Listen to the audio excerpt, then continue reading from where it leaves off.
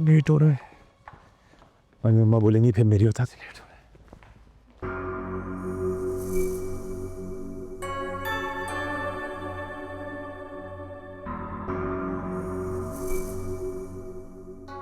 नवीद। अस्सलाम वालेकुम। वालेकुम अस्सलाम। तुम दोनों कहीं जा रहे हो?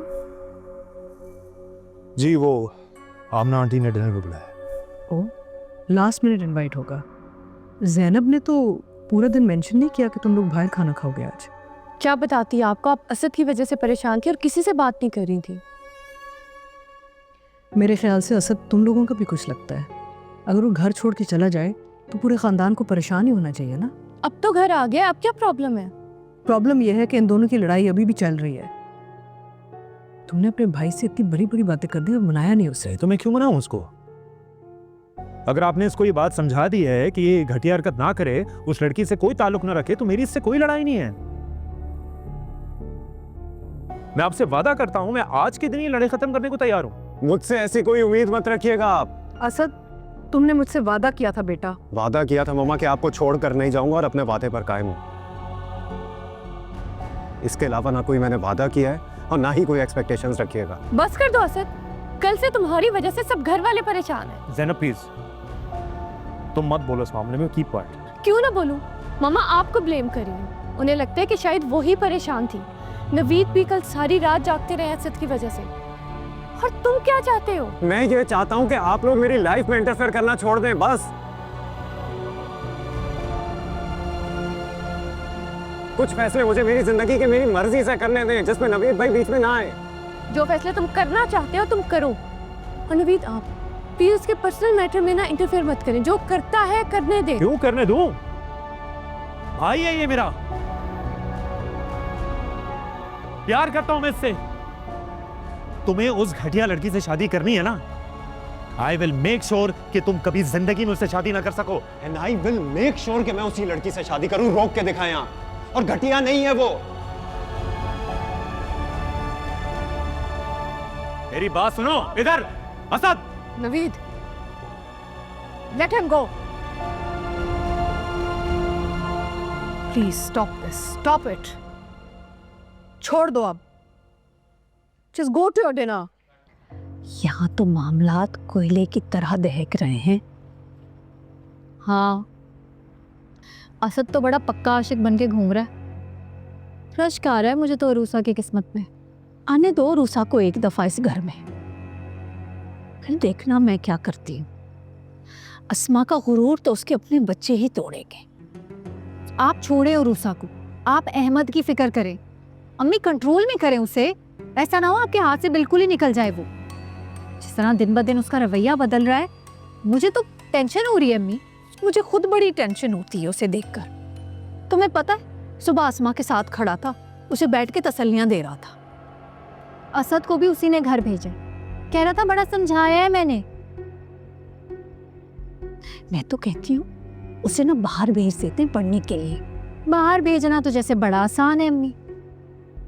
क्यों, ये नहीं पढ़ने गए थे नवीद और असद? तो ये भी चला जाएगा। नवीद और असद को ना बाबा ने इतने सारे पैसे लगा के पढ़ने भेजा था। आपके पास क्या है इतना पैसा? सारा बिजनेस तो नवीद के कंट्रोल में है। अभी तो आप खुद उसकी मोहताज है अम्मी। और अगर उसने पैसे बंद कर दिए ना, फिर क्या होगा? तो रोक के दिखाए अब मुझे। मैंने भी तैयार कर लिया है, कोर्ट जाऊंगी, केस कर दूंगी उस पर। किस किस चीज पे केस करेंगी? अभी तो आपको ये नहीं पता कि कितना बड़ा गेम प्लान कर रहा है वो। जी, कंपनी का पैसा एक मेगा प्रोजेक्ट पे लगा रहा है और किसी को कानो कान खबर नहीं है। वाकई? तुम्हें किसने बताया? उमैर ने बताया। आजकल बिजनेस की सारी खबर वही ला के देता है मुझे। अम्मी कुछ करना पड़ेगा। ये नवीद ना पूरा बिजनेस टेक ओवर करने के चक्कर में है। अस्मा को बताऊं? वो क्या करेंगी अम्मी? हमें अपना बंदोबस्त खुद ही करना पड़ेगा। मैंने सोचा है मैं अपना बिजनेस शुरू कर लूं। अल्लाह का वास्ता है, खुदा का वास्ता है, कुछ कर, कुछ तो शुरू कर। और इस अहमद को भी ना अपने साथ लगा ताकि इसका भी ध्यान बटे। अम्मी, अहमद को पढ़ने देना, उसका ध्यान पढ़ाई में लग जाए, यही बहुत बड़ी बात है। भाई है तेरा, तू भी अकेले क्या क्या करेगी? अकेली नहीं हूं मैं अम्मी, उमैर है मेरे साथ। और पर मसला उसका नहीं है, मसला फाइनेंस का है। तो कितना फाइनेंस चाहिए तुझे? मेरे जो पैसे रखे हैं ना फिक्स में, वो ले ले, कुछ कर ले। वो काफी नहीं है। वो मैं सोच रही थी कि अगर हम आपके हिस्से के शेयर्स बेच दें तो। मेरी बात को समझिए अम्मी, नवीद कुछ नहीं छोड़ेगा।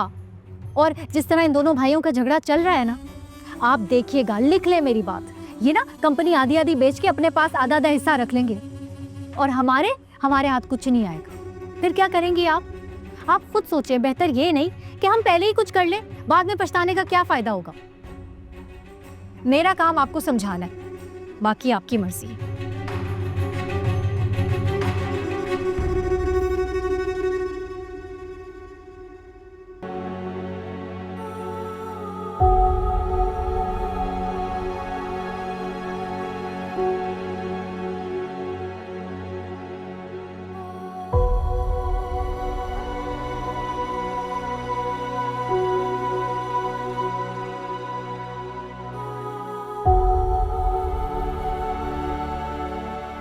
सजल, तुम कब तक पहुंचोगी आज रोसा के घर? अम्मी मैं तो अभी ऑफिस जा रही हूँ। आप जा रही हैं ना आज? काफ़ी है, मेरा जाना ज़रूरी नहीं है। आज स्वयं है उसकी माँ का, क्या सोचेगी रूसा? वैसे भी वो कुछ सोचने समझने की हालत में तो है नहीं।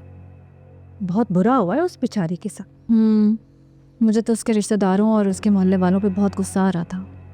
ठीक है, मैंने भी असद के और उरूसा के अफेयर के बारे में कमेंट किया है, लेकिन कोई वक्त होता है, कोई जगह होती है अम्मी। मौत पे किसी की कोई ऐसी बातें कैसे कर सकता? बस सजल, दुनिया बड़ी बेरहम है। अम्मी बेरहम दुनिया नहीं है, बेरहम तो ये है जिसकी वजह से वो बेचारी उरूसा बदनाम हो रही है। इसको स्टैंड लेना चाहिए ना उसके लिए। अच्छा तुम चुप करो, हमें तो इन मामलात से ना दूर ही रहना चाहिए। सुना नहीं था अहमद क्या कह रहा था कि नवीद उसे धमका रहा था और कह रहा था कि हमें साजिशें करने के अलावा और कुछ आता ही नहीं है। अम्मी, नवीद के अपने दिमाग में सिर्फ साजिशें ही चलती हैं। जैसा वो खुद है ना, उसको दूसरे भी अपने जैसे साजिशी नजर आते हैं। उसका नाम लेके सुबह सुबह मेरा मूड क्यों खराब किया? अच्छा अच्छा बस ठीक है, मैं जा रही हूँ, मिलते हैं। हाँ, खुदा हाफिज।